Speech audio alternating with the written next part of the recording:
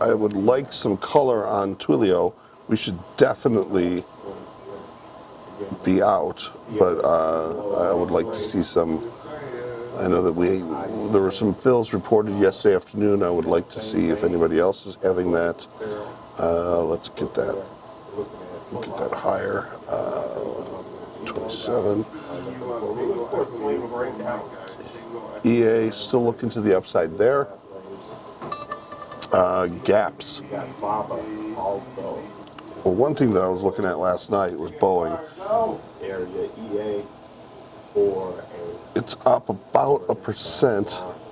I mean, they're just getting all kinds of, just bad press because of this 737 MAX.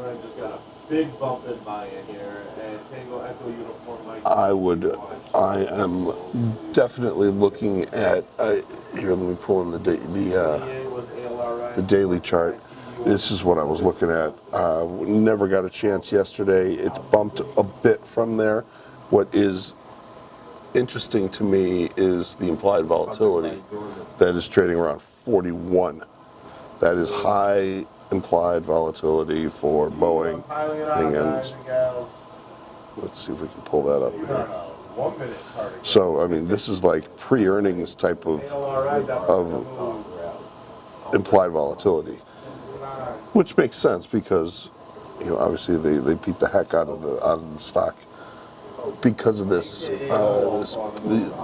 issues with the 737.